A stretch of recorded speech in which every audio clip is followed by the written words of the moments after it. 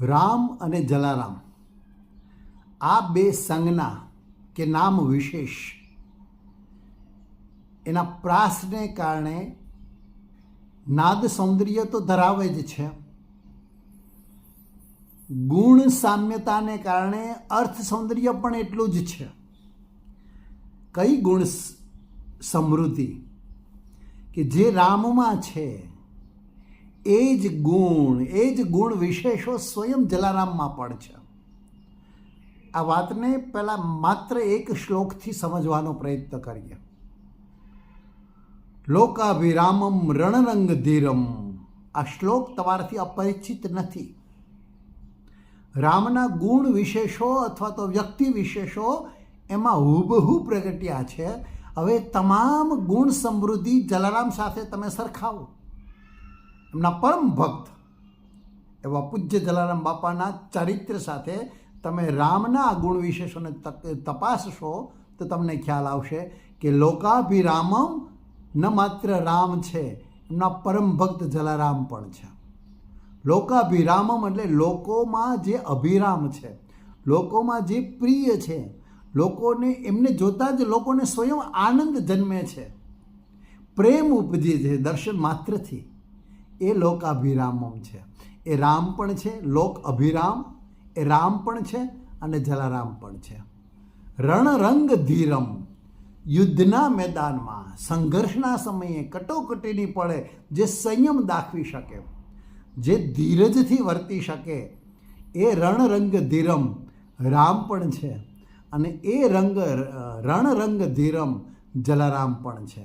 તમે જુઓ જલારામના ચરિત્રમાં આવતા કેટલા સંઘર્ષના પ્રસંગો, કટોકટીના પ્રસંગો આપ સૌ વિદિત છો. એ તમામ સમયે બાપાની ધીરજ એમને રામ સમકક્ષ ગણાવે છે, રામના સાચા ભક્ત ગણાવે છે. રણરંગ ધીરમ રાજીવ નેત્રમ. રાજીવ એટલે તો કમળ થાય, રાજીવ એટલે મૃગ પણ થાય.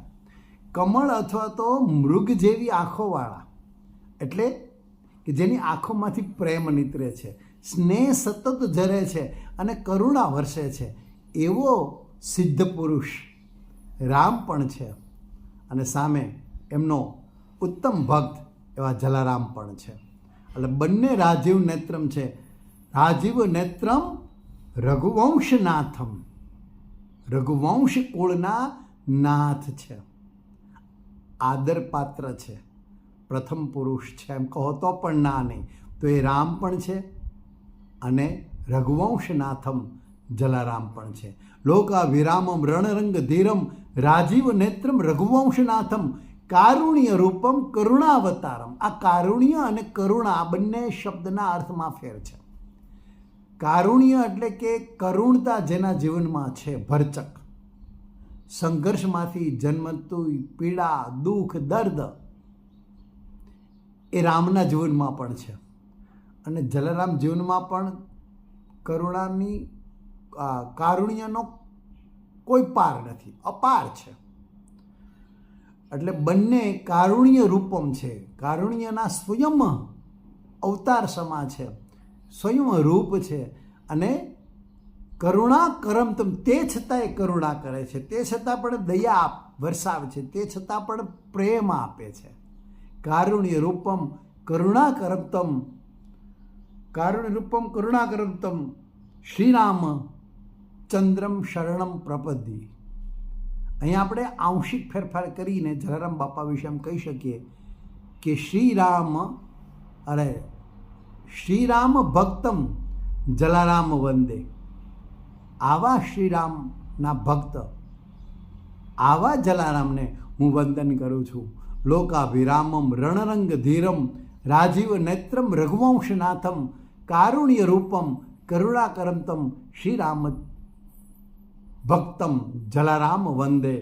જલારામ બાપાના જન્મ જયંતિ નિમિત્તે આપ સૌને જય શ્રી રામ, જય જલારામ.